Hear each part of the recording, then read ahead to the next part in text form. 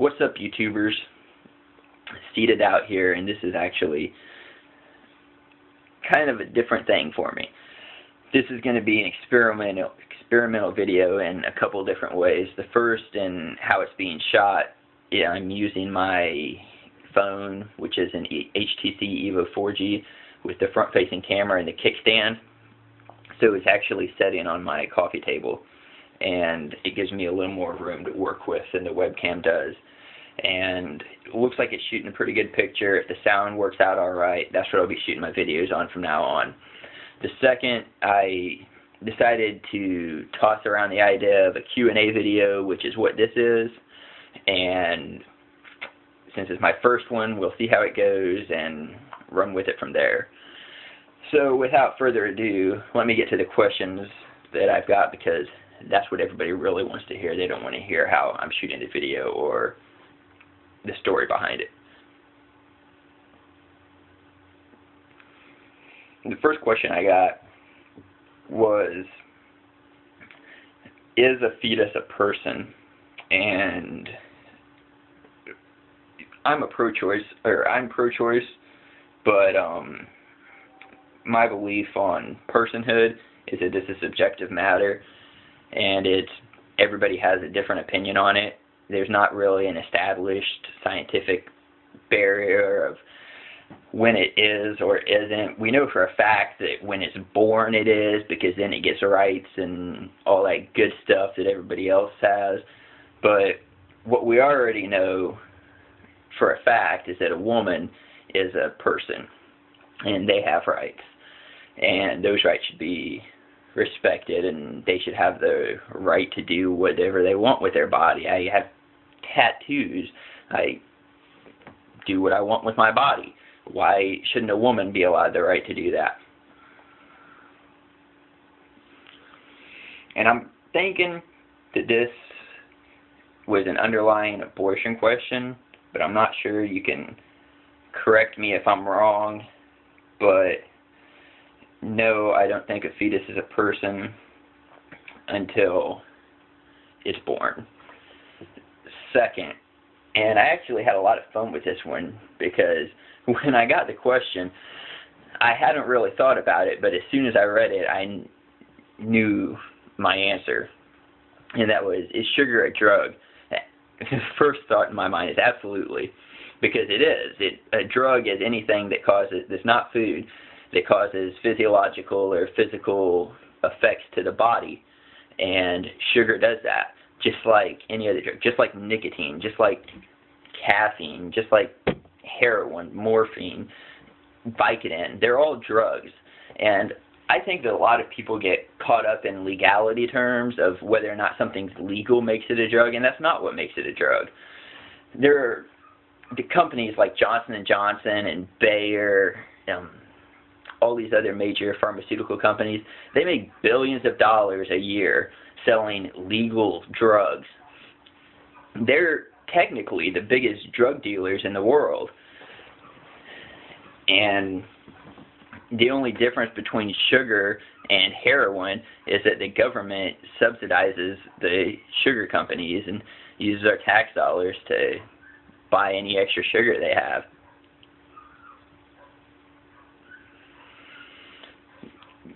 Think about it. When you eat sugar every day, it's in literally everything. It has no nutritional value. It just turns to fat.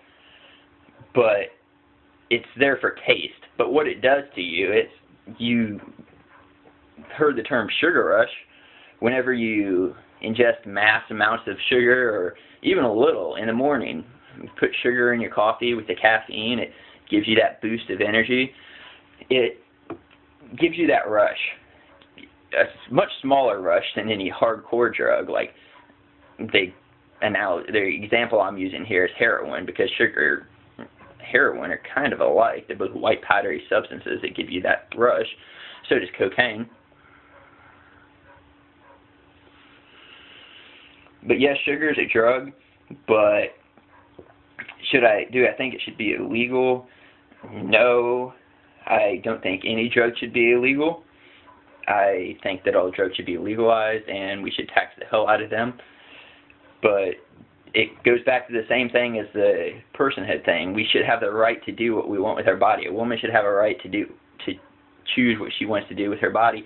I should have a right to ingest whatever I want into my body. And you shouldn't restrict that. That's a restriction of freedom when you say that somebody can't do something. And we're supposed to be the freest country on the planet, and it's not really so. I saw an interesting story in the news the other day about drugs. The Danish actually banned tourists from being able to legally consume marijuana. So, fuck the Danish.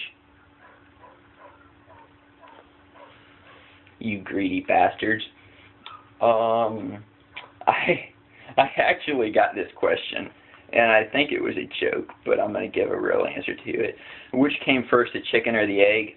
The egg, because birds evolved from reptiles, and chickens are birds. Reptiles lay eggs, and birds still lay eggs. So obviously, the obvious answer is the egg. This one was also pretty interesting. Does consciousness trigger changes in DNA? And I don't think so, because DNA is it changes throughout our lifetime. It changes every time. Anytime a person is conceived, when the sperm meets the egg, there's changes in DNA because the father's DNA and the mother's DNA combine, and you have this new DNA that's not exactly the same, but it's not exactly different. But DNA changes due to environmental conditions such as exposure to sunlight, smoking, all kinds of factors can change your DNA. Those are the ones that people don't think about, though, because sunlight changes your DNA because it changes your cells and can result in skin cancer. Cigarettes, tobacco can change your cells and result in lung cancer. It's all cell mutations and changes. The most common forms of DNA change are genetic mutations, genetic shift, deletions, and that's how our DNA changes. I don't think consciousness has anything to do with it. So that's the basic answer to that. I don't think so. What's the meaning of life? 42. If anybody's seen The Hitchhiker's Guide to the Galaxy, they'll get that. And most people don't. I don't know why, because that's such a great movie.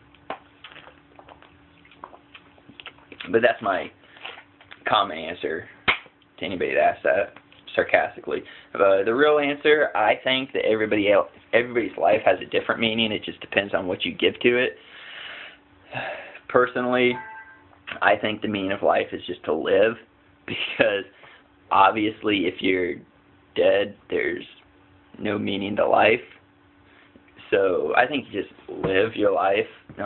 Don't make any regrets. Don't live with any regrets. Don't allow any regrets, because if you regret something, that means you think you made a mistake, and I don't. I think I've made a lot of mistakes, but I think they're more of learning experiences. So learn.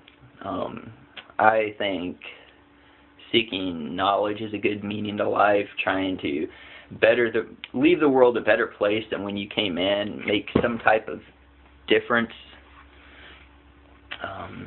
So hopefully that helps you.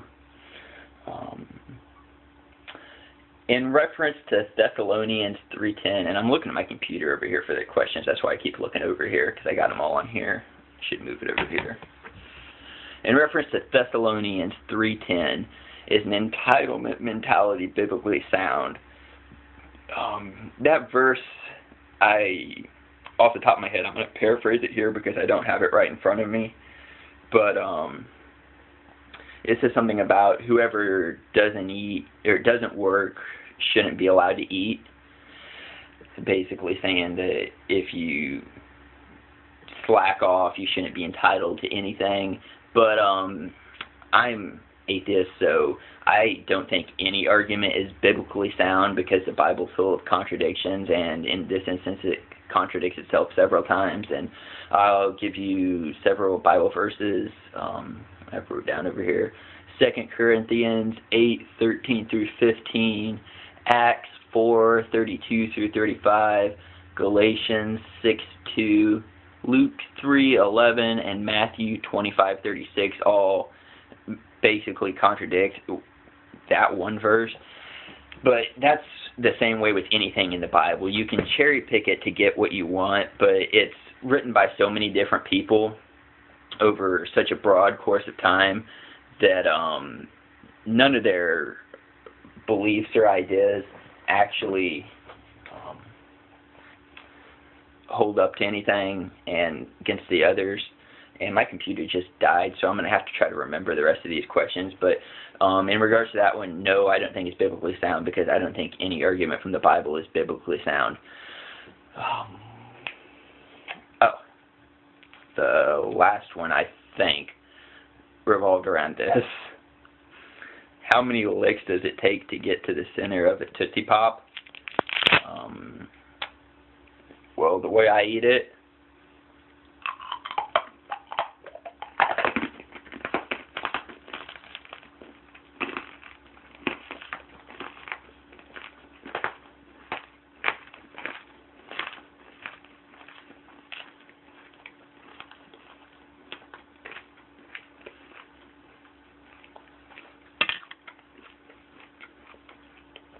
none.